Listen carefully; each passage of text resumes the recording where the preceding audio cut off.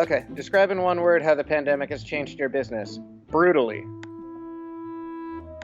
Seacoast Repertory Theatre is a nonprofit regional theater. When we're being cutesy, we say, like, oh, we play pretend for money, which is what we do, but it's so much more than that. Listen, honey, you don't stop living for yourself until you stop letting folks control you. We do about 330 performances a year. In the heart of downtown Portsmouth, New Hampshire, one of the oldest cities in the country, I think the third oldest city in the country.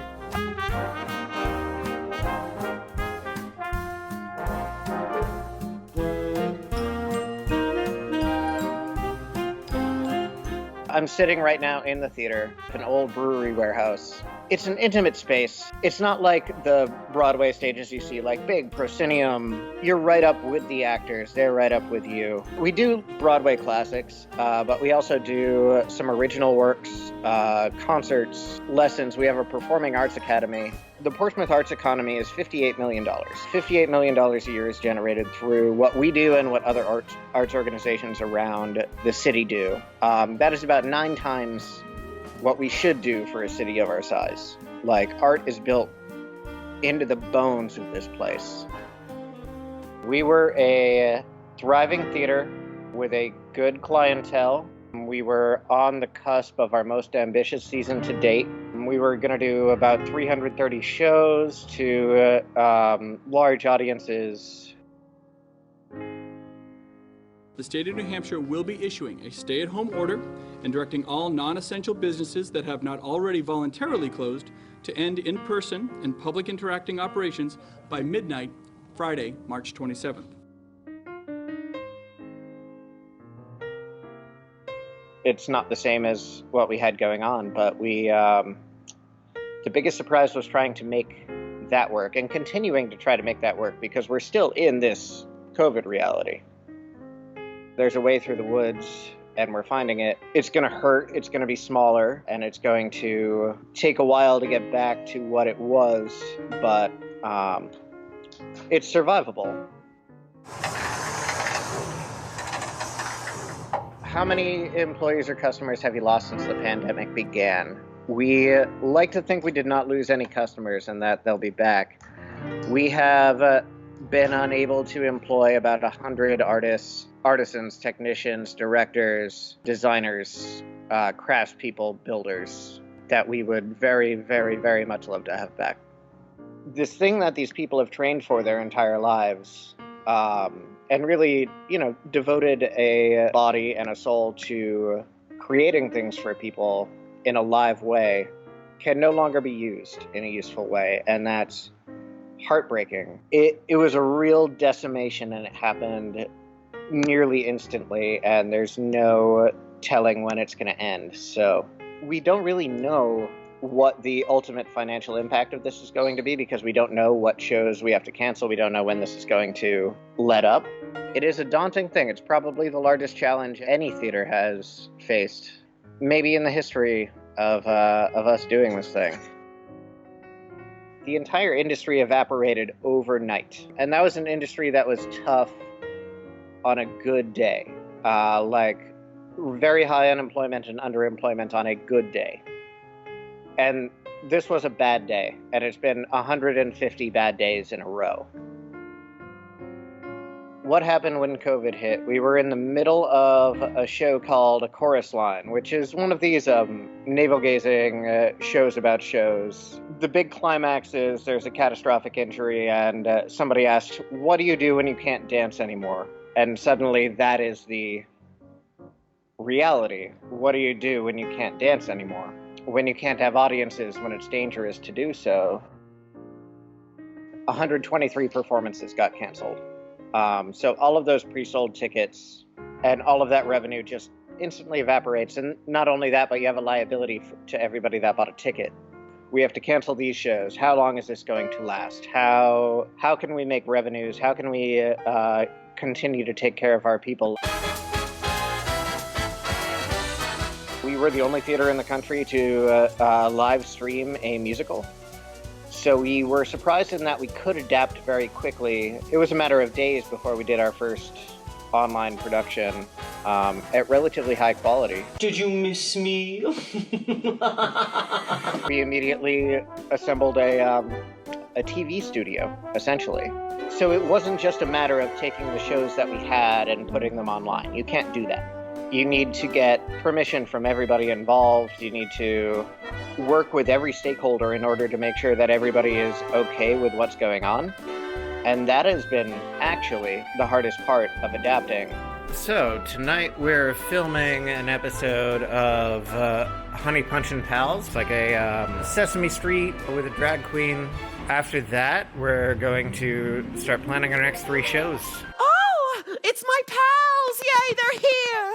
So, as you can see, we've taken all of our stuff out of the lobby, except for the bare minimum. And this is the space.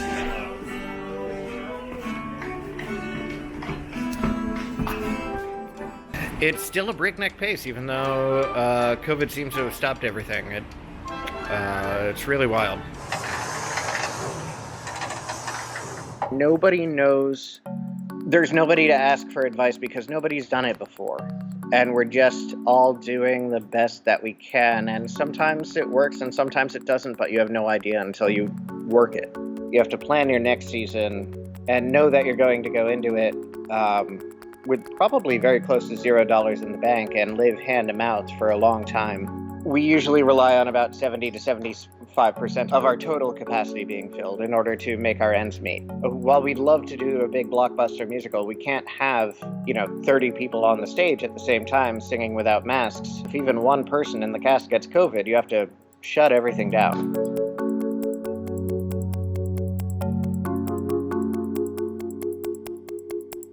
All of the theoretical work that we did is now a real-world thing with real-world consequences, and we were lucky in that it worked, and we were able to do the contact tracing, and we found out that that individual had never actually been in the theater with COVID-19.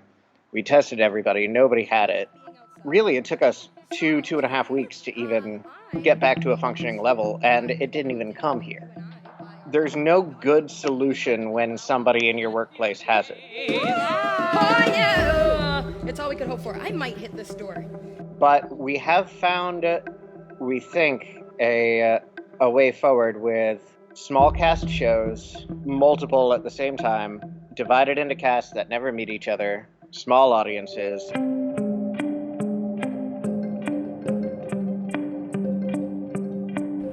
These casts never come into contact with each other.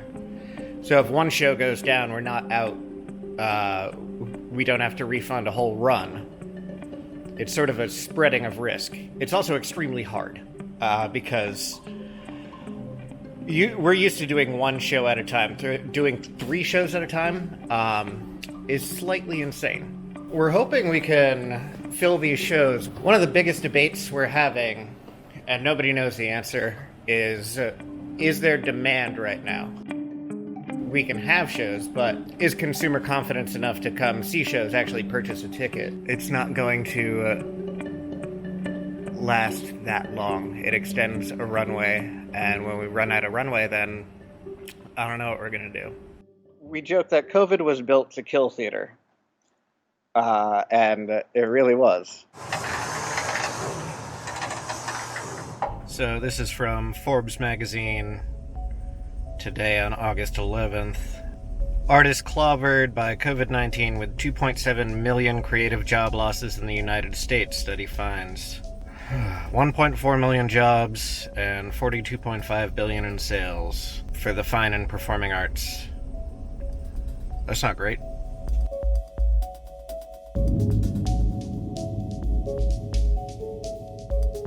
The federal requirements governing these funds and specific parameters of this program meant that not all nonprofit organizations were eligible for this funding. Unfortunately, a careful review of your application has determined that you are not eligible for a grant from this program. Something that would help us get through till the end of the year, and then today we got a notification that we were ineligible, which was frankly heartbreaking. The ineligibility was a paperwork error on the part of an accountant and an auditor that had nothing to do with us.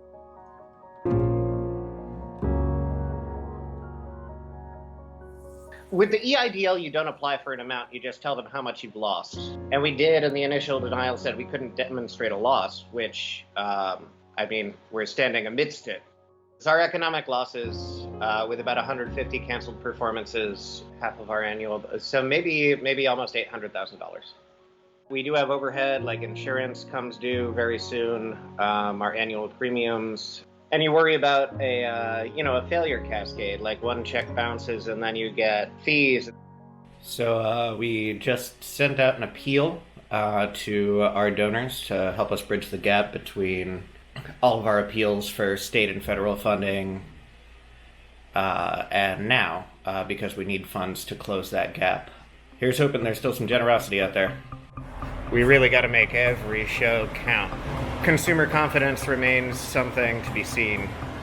We always have a, if you build it, they will come mentality, but we'll see with this. Without these funds, it gets a little bleak. We've been able to sustain operations, continue putting on shows and continue live streaming and things like that. At a certain point, that becomes unviable, and that would happen in the next few months without or maybe even the next few weeks. What it would look like is basically a shutdown, a going dark, a turning the lights off, waiting for a better day. Goodbye and stay happy, everyone. We're not hopeless until they drag us out of there. We're not gonna stop. We're gonna keep going. We have a mission. There's still very much the show must go on kind of idea here. So we'll figure this out. We'll file the appeals. We'll go with the hat around, which is what we do. We're showmen. Like, the last curtain hasn't closed yet. We're here at rehearsal. It's a me, a Kathy, and a Jamie's up there somewhere. Audiences are increasing at a rate that I would like to accelerate a little bit. Tonight is our opening night of the last 5 years. Really exciting show, and it is not selling great. Here are our sales figures. Thursday, 12. Friday, 18. Really hoping these sales pick up. Nobody likes to play to a crowd of 12. We know that we are able to safely deliver theater right here, right now, but there's just a long uphill battle of reacquiring our audience and people slowly trickling back. Spot 2, you're going to stand by frames 2 and 4. We're proud that we've been able to take care of, our folk, the people that have invested in us for as long as we have. It's more like a tribe, and these are people that, you see every day, and they come in and they do hard work, and you see the long hours. Dave on drums, Andrew on keys, Elise on snacks and Panther. And you do worry about them. I worry about them every single night. I wake up thinking about them. I fall asleep thinking about them. You can see their worry, and you can also see them working extremely hard to make it work. It has certainly been a test for all things anxiety in the way that you do your everyday life as a performer. They're still giving 100%. They haven't checked out. They haven't given up on this. And I don't think they ever will. You will not let down the person next to you. They will not let you down. We're in a global pandemic, and nobody's first instinct was to let the artists go. And we're still working, and that to me is like, I've never felt such support in my life. There are things that seem insurmountable, and it's a cliche, this show must go on, but that is a true thing. I don't think that we're going to get people sitting at home and streaming stuff forever. You can't digitize the analog experience of like sitting next to somebody and reacting to the same thing at the same time and having, what we call a shared experience. Theater is older than any of this, and it's not going to end. Today in Concord, New Hampshire's capital.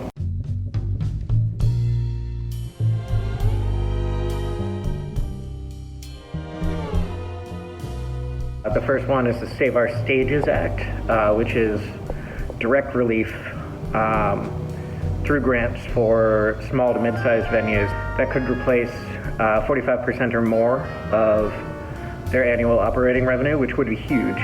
The other is the Encores Act, which is a tax credit for ticket refunds, which is another one of our gigantic liabilities. Would bail out a lot of people that have taken on debt and would give people a long, long runway as we go through this process of welcoming people back. All of us have built these teams, developed and gotten to know the space and gotten to know each other and gotten to know how to work efficiently and create amazing work. If we don't get this aid, if we have to close, if those teams dissolve, then getting back up and running, getting back up to where we were in 2019 is going to take maybe a decade.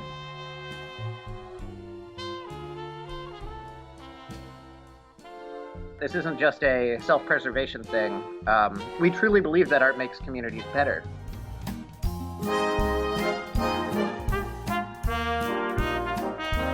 We got together with a few people in the community and said, okay, well, what can we do? What spaces are there where we could create something where all of these things could coexist? So they sit in one spot, they order off their phone, they watch a show, stuff is brought to them, and then they leave.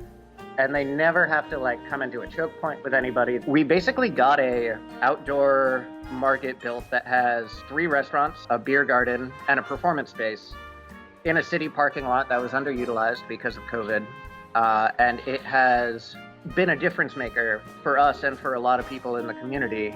This is sort of our auxiliary performance venue for the entire city, trying to make up for a little bit of the $58 million arts economy that turned to a $0 arts economy. Its first weekend, it made $25,000, more than any of us have done collectively in our respective indoor venues. And that'll keep going through October, and now there are talks to extend it through the winter.